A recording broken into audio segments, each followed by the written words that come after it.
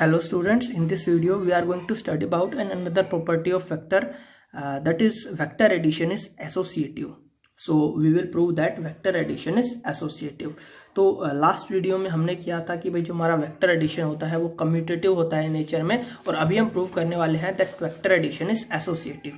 तो एसोसिएटिव में क्या होता है, एसोसिएटिव में हमको प्रूव करना होता है दैट अगर हमारे पास हम ए और बी को जोड़े, ठीक है, जो ए और बी का सम है उसको अगर हम सी के अंदर जोड़ते हैं, किसी तीसरे वेक्टर सी के अंदर जोड़ते हैं, तो हमें यहाँ पर हम इसको इस तरह से भी लिख सकते हैं कि मैं ए को ऐड कर रहा हूं बी प्लस सी के अंदर, ठीक है. तो दोनों को हम यहाँ पर इक्वेट कर सकते हैं. इस प्रॉपर्टी को हम बोलते हैं एसोसिएटिव प्रॉपर्टी. ओके, सो इस प्रॉपर्टी को यहाँ पर हम प्रूव करेंगे कि ए प्लस बी को मैं सी में जोड़ूं या फिर ए को मैं बी प्लस सी में जोड़ूं, जो रिजल्ट है यहाँ पर सेम मिलेगा. ठीक है, अब ये आपको देखने में सिंपल लग रहा है, लेकिन भाई वेक्टर है और वेक्टर हमको पता है हमारे जो जर्नल जो अलजेब्रा के लॉज है उनको फॉलो नहीं करते, तो इनको हमको यहाँ पर प्रूव करना पड़ता है. So let's prove this property of vector.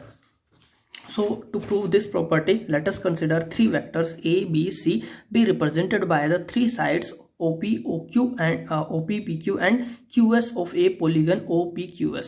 तो ये हमारी एक पॉलीगन है OPQS, और यहाँ पर हमारे पास तीन वेक्टर है A, B, C. This is vector A, this is vector B and this is vector C, which are represented by the three sides of polygon, that is OP, PQ and QS.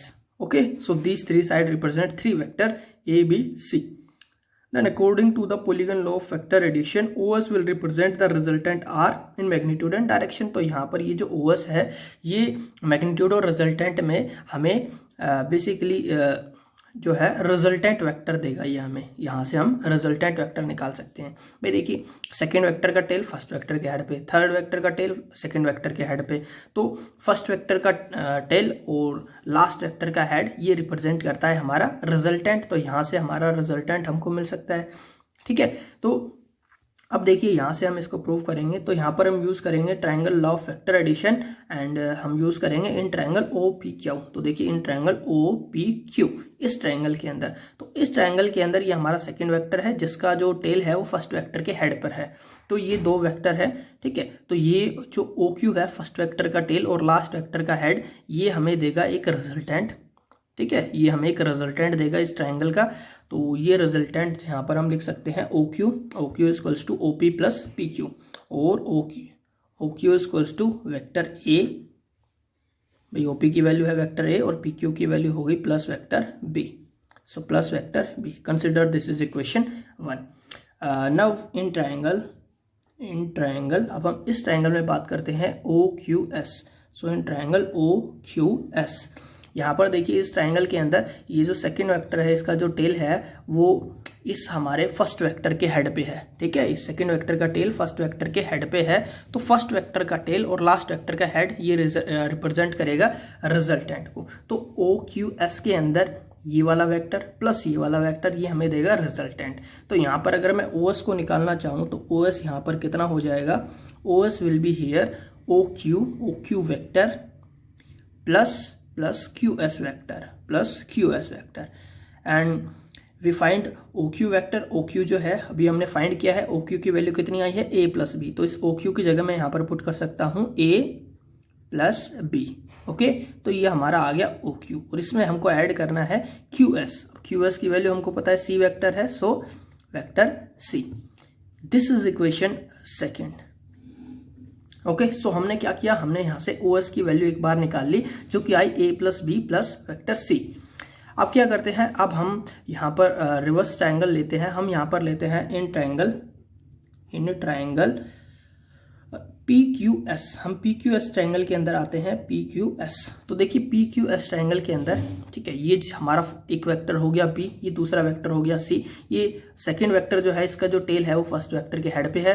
तो first vector का मतलब ये वाला जो हमारा vector है, इस vector का टेल और लास्ट वेक्टर का हेड ये रिप्रेजेंट करेगा रिजल्टेंट. तो ये हमारा हो गया यहाँ पर resultant in triangle PQS.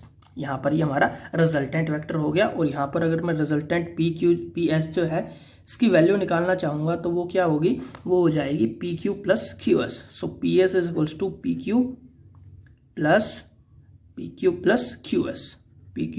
QS.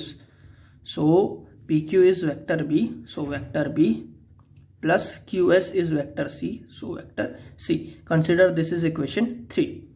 Now we will come in triangle OPS. So in triangle OPS, इस ट्रायंगल के अंदर हम आते हैं तो देखिए OPS ये वाली जो ट्रायंगल है, इस ट्रायंगल के अंदर तो ये हमारा एक वेक्टर हो गया, ये दूसरा वेक्टर हो गया, ठीक है। सेकंड जो वेक्टर है उसका जो टेल है वो फर्स्ट वेक्टर के हेड पर है, तो फर्स्ट वेक्टर का टेल और लास्ट वेक्टर का हेड ये हमें देगा रिजल्टेंट। तो इस ट्रायंगल के अंदर ये हमारा रिजल्टेंट हो जाएगा OS, और यहां पर मैं इसको लिख सकता हूं that OS is equals to OP vector plus PS vector, or we can write that OS is equals to OP। तो OP जो है वो कितना है, OP यहाँ पर हमारी OP की वैल्यू है यहाँ पर C, OP की वैल्यू यहाँ पर होगी A, प्लस PS की वैल्यू अभी हमने निकाली है B plus C। So PS is B plus C। यहाँ पर ये जो हमारा PS वेक्टर है ये यहाँ पर है हमारा B plus C, vector B plus vector C, ठीक है। और ये जो था ये हमने निकाला था vector A plus vector B, तो A प्लस B ये C के बराबर हो गया और B प्लस C ये A के बराबर हो गया। So this is equation 4 and now we will comparing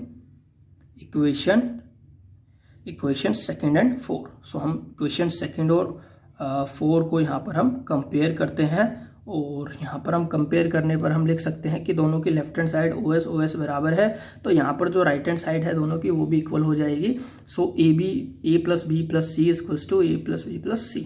so vector A plus vector B